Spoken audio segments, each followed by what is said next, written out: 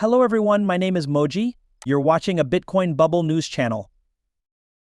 There is some churn right now because of these two supply overhangs in the half.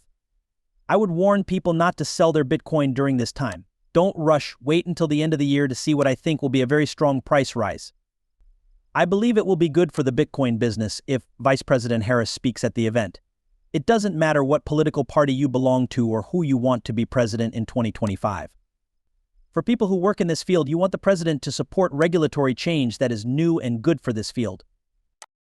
Scaramucci starts by talking about how the Bitcoin market goes through cycles and stresses how important it is that Bitcoin will be cut in half. He says that because of the split event, miners will get 450 coins per day instead of 900.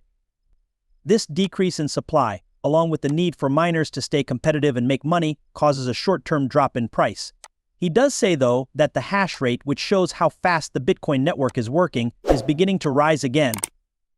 This means the market is getting more stable and the supply glut is going down. Scaramucci talks about a few outside forces that affect the cryptocurrency market. Among other things, he says that the German government sold 50,000 Bitcoins, which made the supply even bigger. He also talks about the MT box collapse and how creditors are going to get their coins. Scaramucci, who is involved in this process, thinks that these coins will not flood the market like some people think they will.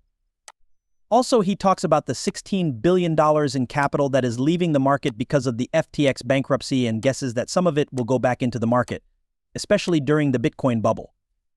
Take a moment to like this video, subscribe to the channel, and set your alerts to receive more videos like this.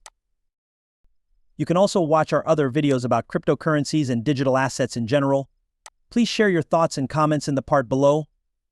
Thanks for the movie, and remember that everything you do on YouTube helps. I believe it's just a circle. I would just tell them to look at where the other halves took place.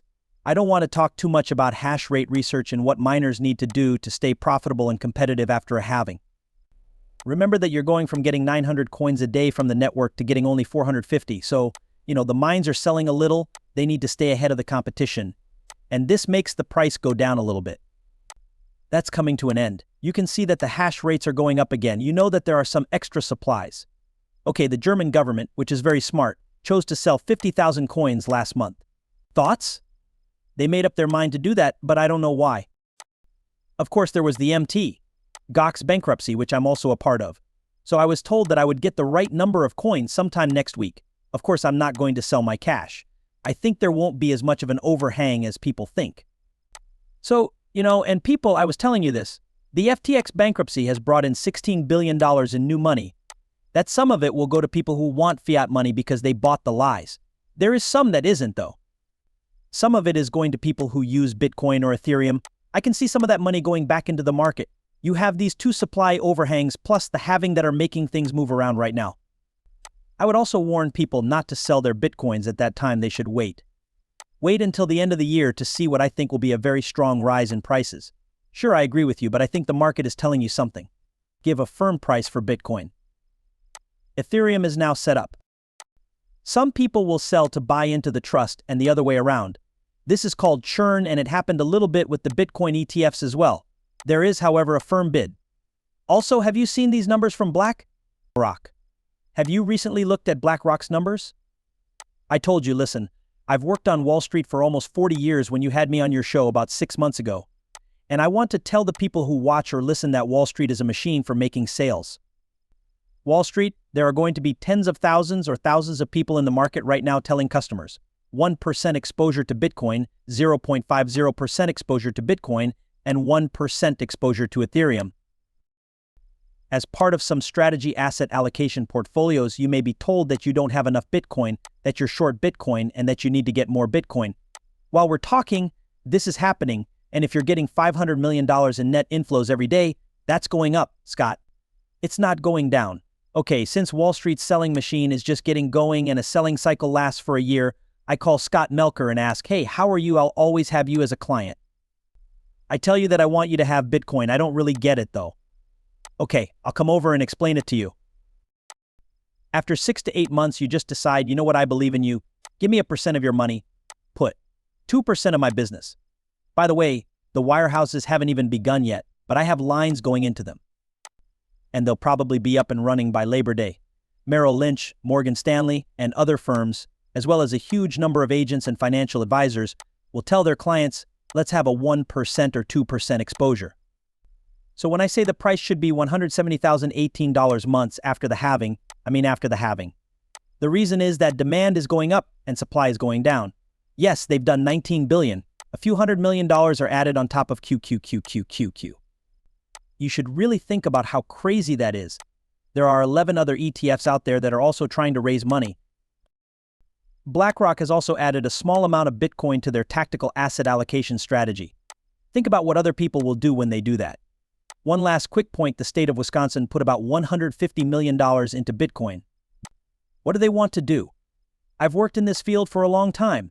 In 6 months or a year, someone will say, well, this is a good tactical asset allocation model for an institution like yours. They don't want to be underexposed to that. Is a 1% stake in Bitcoin.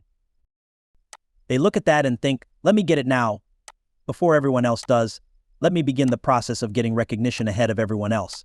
Because of this, everything is going well for the business. I would also like Vice President Harris to talk at this event. I believe that his presence will help us spread the word around the world that the U.S. is ready to do business in the area of digital assets.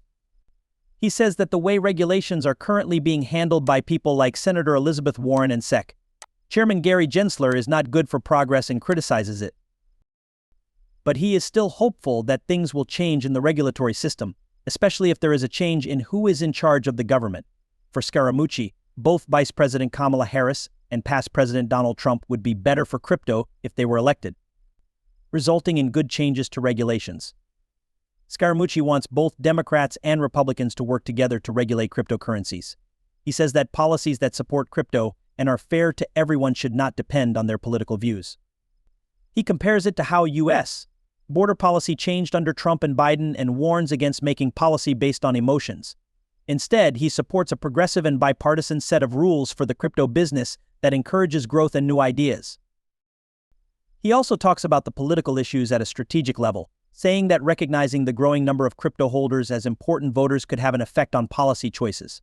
I believe that her team is aware that they need to be less strict with the rules regarding Bitcoin. I think that Senator Elizabeth Warren and Gary Gensler, who plays Jiminy Cricket in real life, are no longer part of the legislative axis of evil. I think they've made themselves look bad. People think back on this time in U.S. history of regulation and two, I guess, semi-octogenarians. I don't know how old Gensler is, but Warren is getting close to 80. These two people try to mess up, hold up, or pass the time. U.S., banking services, and new ideas. That's why it's crazy that they would do that. But it's deeply rooted in the SEC, so I guess the good news is that they can't do much right now because a government change could happen either way. Because Kamala Harris is going to clean house if she gets in. It's very clear that she plans to do that. We both know that Donald Trump will clean house if he wins. And by November, the SEC will have more people who support crypto. That's good for the business world.